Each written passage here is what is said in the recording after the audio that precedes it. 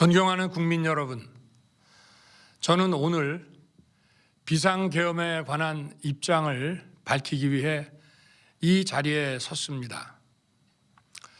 지금 야당은 비상계엄 선포가 내란죄에 해당한다며 광란의 칼춤을 추고 있습니다.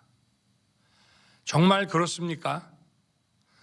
과연 지금 대한민국에서 국정마비와 국헌문란을 벌이고 있는 세력이 누구입니까?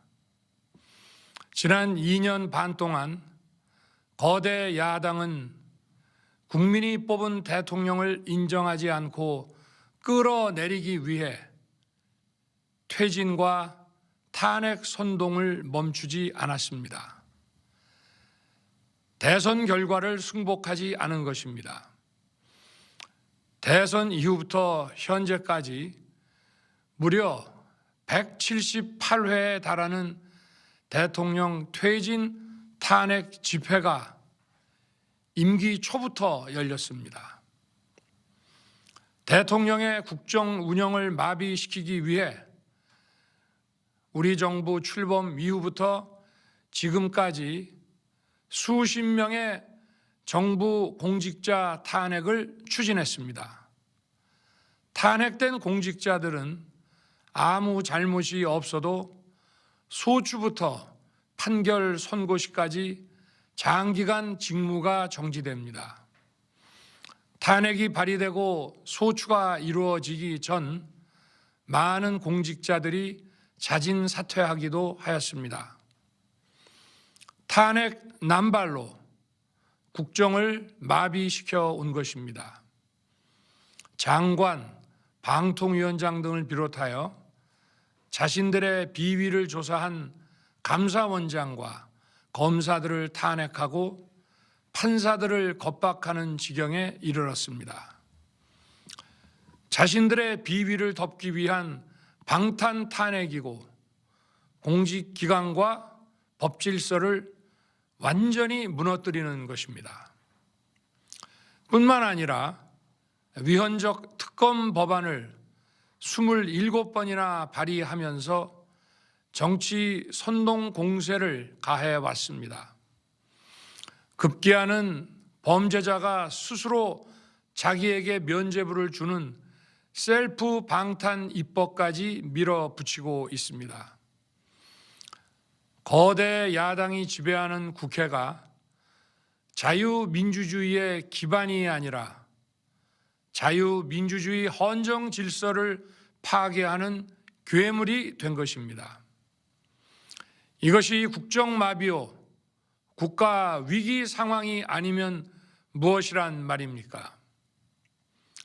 이것뿐만이 아닙니다.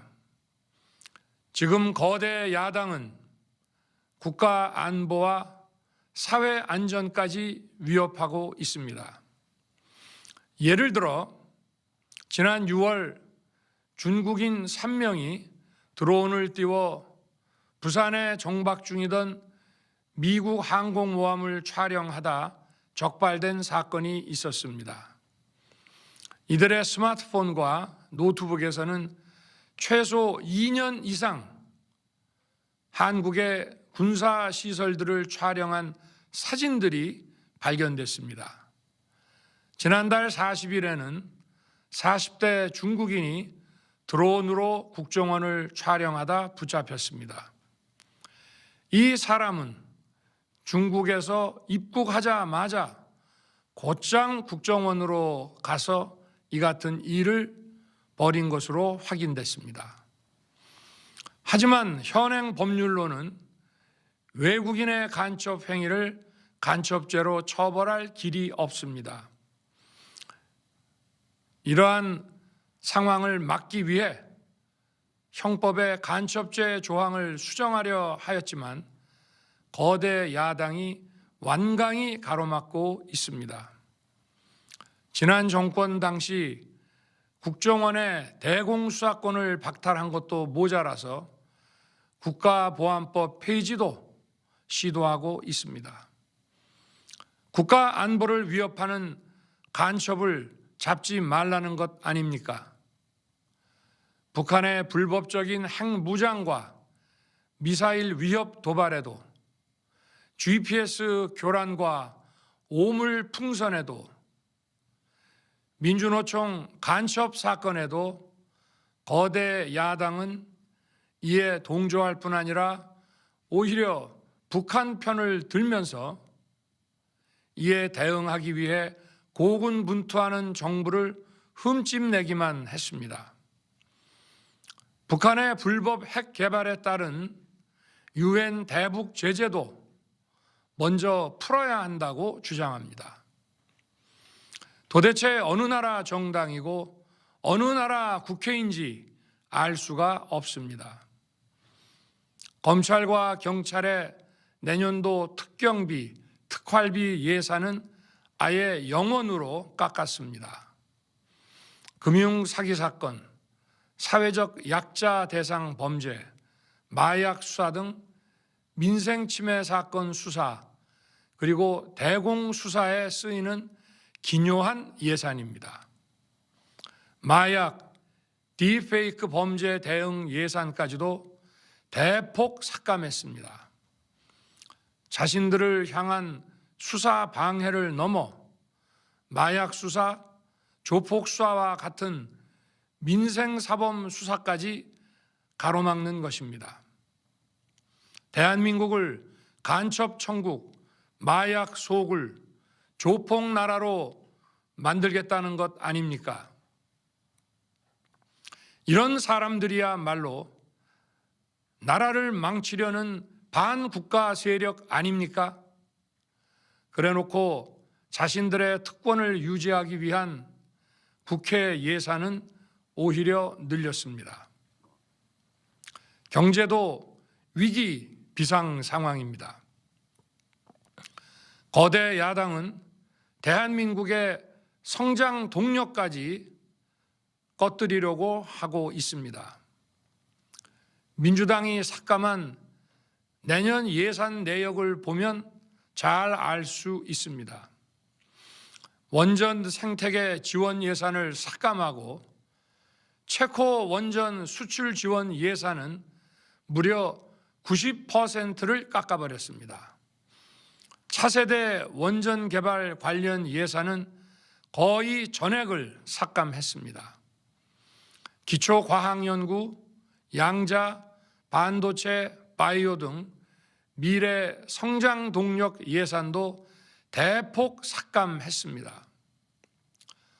동해가스전 시추 예산, 이른바 대왕고래 사업 예산도 사실상 전액 삭감했습니다.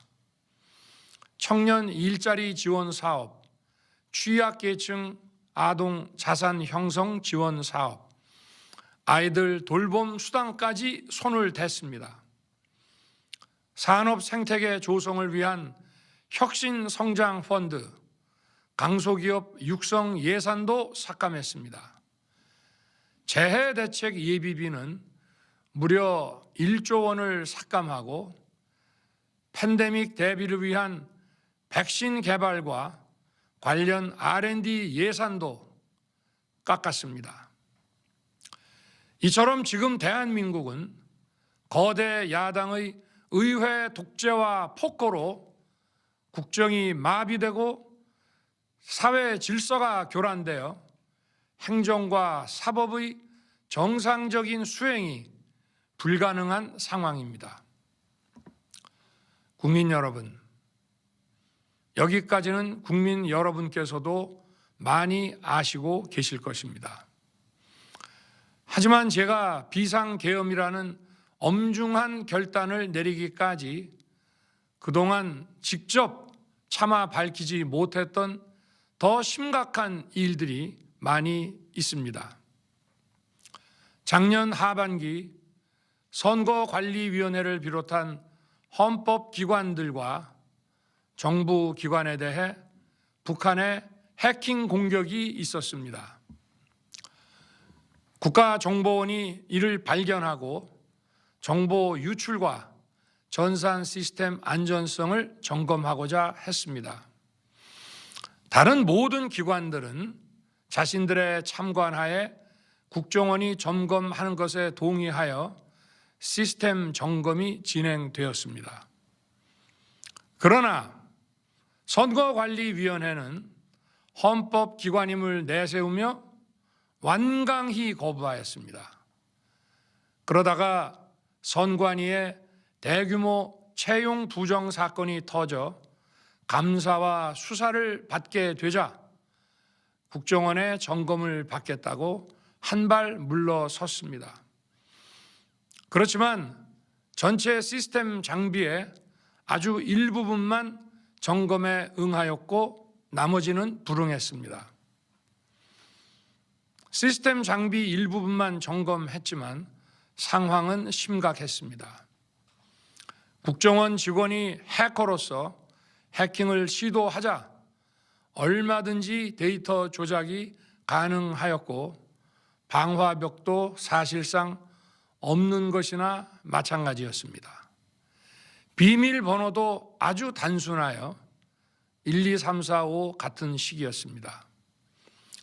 시스템 보안관리 회사도 아주 작은 규모의 전문성이 매우 부족한 회사였습니다. 저는 당시 대통령으로서 국정원의 보고를 받고 충격에 빠졌습니다. 민주주의의 핵심인 선거를 관리하는 전산 시스템이 이렇게 엉터리인데 어떻게 국민들이 선거 결과를 신뢰할 수 있겠습니까? 선관위도 국정원의 보안 점검 과정에 입회하여 지켜보았지만 자신들이 직접 데이터를 조작한 일이 없다는 변명만 되풀이할 뿐이었습니다. 선관위는 헌법기관이고 사법부 관계자들이 위원으로 있어 영장에 의한 압수수색이나 강제 수사가 사실상 불가능합니다. 스스로 협조하지 않으면 진상규명이 불가능합니다. 지난 24년 4월 총선을 앞두고도 문제 있는 부분에 대한 개선을 요구했지만 제대로 개선되었는지는 알 수 없습니다. 그래서 저는 이번에 국방장관에게 선관위 전산 시스템을 점검하도록 지시한 것입니다. 최근 거대 야당 민주당이 자신들의 비리를 수사하고 감사하는 서울중앙지검장과 검사들, 헌법기관인 감사원장을 탄핵하겠다고 하였을 때 저는 이제 더 이상은 그냥 지켜볼 수만 없다고 판단했습니다. 뭐라도 해야 되겠다고 생각했습니다. 이들은 이제 곧 사법부에도 탄핵의 칼을 들이댈 것이 분명했습니다. 저는 비상계엄령 발동을 생각하게 되었습니다. 거대 야당이 헌법상 권한을 남용하여 위헌적 조치들을 계속 반복했지만 저는 헌법의 틀 내에서 대통령의 권한을 행사하기로 했습니다.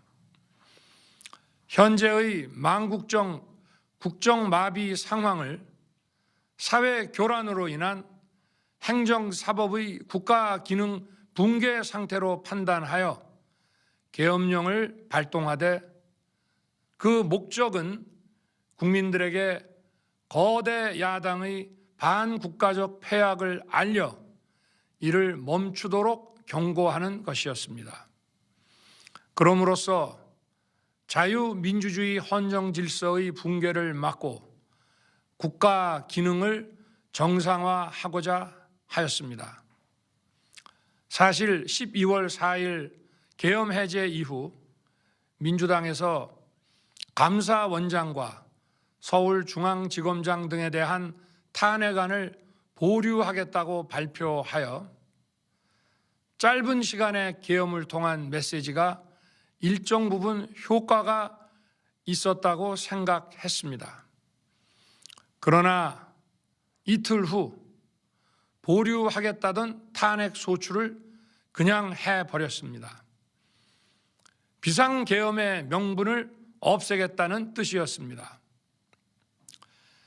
애당초 저는 국방장관에게 과거의 계엄과는 달리 계엄의 형식을 빌려 작금의 위기 상황을 국민들께 알리고 호소하는 비상조치를 하겠다고 했습니다. 그래서 질서 유지에 필요한 소수의 병력만 투입하고 실무장은 하지 말고 국회의 계엄 해제 의결이 있으면 바로 병력을 철수시킬 것이라고 했습니다. 실제로 국회의 계엄 해제 의결이 있자 국방부 청사에 있던 국방장관을 제 사무실로 오게 하여 즉각적인 병력 철수를 지시하였습니다. 제가 대통령으로서 발령한 이번 비상조치는 대한민국의 헌정 질서와 국헌을 망가뜨리려는 것이 아니라 국민들에게 망국의 위기 상황을 알려드려 헌정 질서와 국헌을 지키고 회복하기 위한 것입니다. 소규모이지만 병력을 국회에 투입한 이유도 거대 야당의 망국적 행태를 상징적으로 알리고 계엄 선포 방송을 본 국회 관계자와 시민들이 대거 몰릴 것을 대비하여 질서 유지를 하기 위한 것이지 국회를 해산시키거나 기능을 마비시키려는 것이 아님은 자명합니다. 300명 미만의 실무장하지 않은 병력으로 그 넓은 국회 공간을 상당 기간 장악할 수 없는 것입니다. 과거와 같은 계엄을 하려면 수만 명의 병력이 필요하고 광범위한 사전 논의와 준비가 필요하지만 저는 국방장관에게 계엄령 발령 담화 방송으로 국민들께 알린 이후에 병력을 이동시키라고 지시했습니다. 그래서 10시 30분 담화 방송을 하고 병력 투입도 11시 30분에서 12시 조금 넘어서 이루어졌으며 1시 조금 넘어 국회의 계엄 해제 결의가 있자 즉각 군 철수를 지시하였습니다. 결국 병력이 투입된 시간은 한두 시간 정도에 불과합니다. 만일 국회 기능을 마비시키려 했다면 평일이 아닌 주말을 기해서 계엄을 발동했을 것입니다. 국회 건물에 대한 단전 단수 조치부터 취했을 것이고 방송 송출도 제한했을 것입니다. 그러나 그 어느 것도 하지 않았습니다. 국회에서 정상적으로 심의가 이루어졌고 방송을 통해 온 국민이 국회 상황을 지켜보았습니다. 자유민주 헌정 질서를 회복하고 수호하기 위해 국민들께 망국적 상황을 호소하는 불가피한 비상조치를 했지만 사상자가 발생하지 않도록 안전사고 방지에 만전을 기하도록 하였고 사병이 아닌 부사관 이상 정예 병력만 이동시키도록 한 것입니다.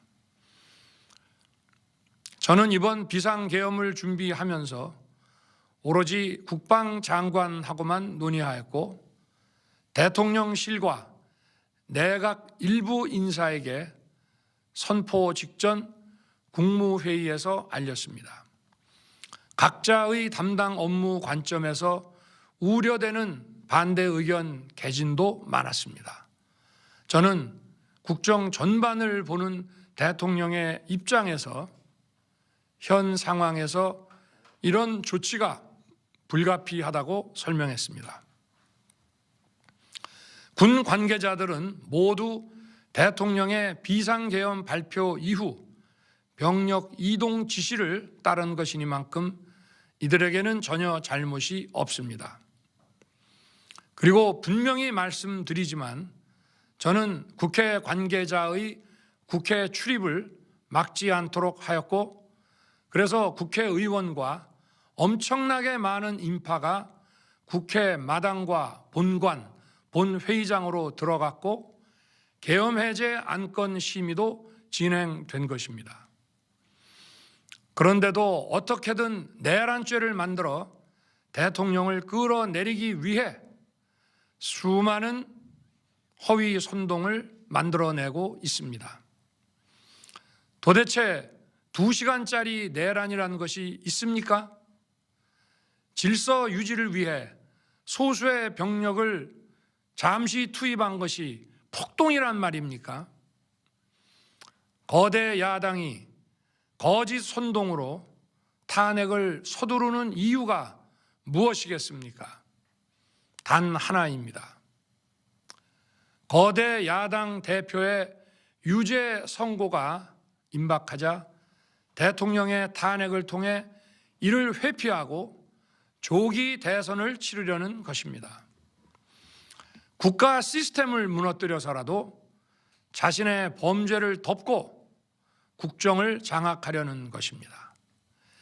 이야말로 국헌문란 행위 아닙니까? 저를 탄핵하든 수사하든 저는 이에 당당히 맞설 것입니다. 저는 이번 계엄 선포와 관련해서 법적, 정치적 책임 문제를 회피하지 않겠다고 이미 말씀드린 바 있습니다. 저는 대통령 취임 이후 지금까지 단 한순간도 개인적인 인기나 대통령 임기 자리 보존에 연연해 온 적이 없습니다. 자리 보존 생각만 있었다면 국헌문란 세력과 구태여 맞서 싸울 일도 없었고 이번과 같이 비상계엄을 선포하는 일은 더더욱 없었을 것입니다. 5년 임기 자리 지키기에만 매달려 국가와 국민을 외면할 수 없었습니다. 저를 뽑아주신 국민의 뜻을 저버릴 수 없었습니다. 하루가 멀다 하고 다수의 힘으로 입법 폭거를 일삼고 오로지 방탄에만 혈안되어 있는 거대 야당의 의회 독재에 맞서 대한민국의 자유민주주의와 헌정 질서를 지키려 했던 것입니다. 그 길밖에 없다고 판단해서 내린 대통령의 헌법적 결단이자 통치 행위가 어떻게 내란이 될 수 있습니까? 대통령의 비상계엄 선포권 행사는 사명권 행사, 외교권 행사와 같은 사법심사의 대상이 되지 않는 통치 행위입니다. 국민 여러분, 지금 야당은 저를 중범죄자로 몰면서 당장 대통령직에서 끌어내리려 하고 있습니다. 만일 망국적 국헌문란 세력이 이 나라를 지배한다면 어떤 일이 벌어지겠습니까? 위헌적인 법률, 셀프 면죄부 법률, 경제 폭망 법률들이 국회를 무차별 통과해서 이 나라를 완전히 부술 것입니다. 원전 산업, 반도체 산업을 비롯한 미래 성장 동력은 고사될 것이고 중국산 태양광 시설들이 전국의 살림을 파괴할 것입니다. 우리 안보와 경제의 기반인 한미 동맹, 한미일 공조는 또다시 무너질 것입니다. 북한은 핵과 미사일을 고도화하여 우리의 삶을 더 심각하게 위협할 것입니다. 그러면 이 나라 대한민국의 미래가 어떻게 되겠습니까? 간첩이 활개치고 마약이 미래 세대를 망가뜨리고 조폭이 설치는 그런 나라가 되지 않겠습니까? 지금껏 국정 마비와 국헌 문란을 주도한 세력과 범죄자 집단이 국정을 장악하고 대한민국의 미래를 위협하는 일만큼은 어떤 일이 있어도 막아야 합니다. 저는 끝까지 싸울 것입니다. 국민 여러분, 국정 마비의 망국적 비상 상황에서 나라를 지키기 위해 국정을 정상화하기 위해 대통령의 법적 권한으로 행사한 비상계엄 조치는 대통령의 고도의 정치적 판단이고 오로지 국회의 해제 요구만으로 통제할 수 있는 것입니다. 이것이 사법부의 판례와 헌법학계의 다수 의견임을 많은 분들이 알고 있습니다. 저는 국회 해제 요구를 즉각 수용했습니다. 계엄 발령 요건에 관해 다른 생각을 가지고 계신 분들도 있습니다만 나라를 살리려는 비상 조치를 나라를 망치려는 내란 행위로 보는 것은 여러 헌법학자와 법률가들이 지적하는 바와 같이 우리 헌법과 법 체계를 심각한 위험에 빠뜨리는 것입니다. 저는 묻고 싶습니다. 지금 여기저기서 광란에 칼춤을 추는 사람들은 나라가 이 상태에 오기까지 어디서 도대체 무엇을 했습니까? 대한민국의 상황이 위태롭고 위기에 놓여 있다는 생각도 전혀 하지 않았다는 말입니까? 공직자들에게 당부합니다. 엄중한 안보 상황과 글로벌 경제 위기에서 국민의 안전과 민생을 지키는 일에 흔들림 없이 매진해 주시기 바랍니다. 국민 여러분, 지난 2년 반 저는 오로지 국민만 바라보며 자유민주주의를 지키고 재건하기 위해 불의와 부정, 민주주의를 가장한 폭거에 맞서 싸웠습니다. 피와 땀으로 지켜온 대한민국, 우리의 자유민주주의를 지키는 길에 모두 하나가 되어 주시길 간곡한 마음으로 호소드립니다. 저는 마지막 순간까지 국민 여러분과 함께 싸우겠습니다. 짧은 시간이지만 이번 계엄으로 놀라고 불안하셨을 국민 여러분께 다시 한번 사과드립니다. 국민 여러분에 대한 저의 뜨거운 충정만큼은 믿어 주십시오. 감사합니다.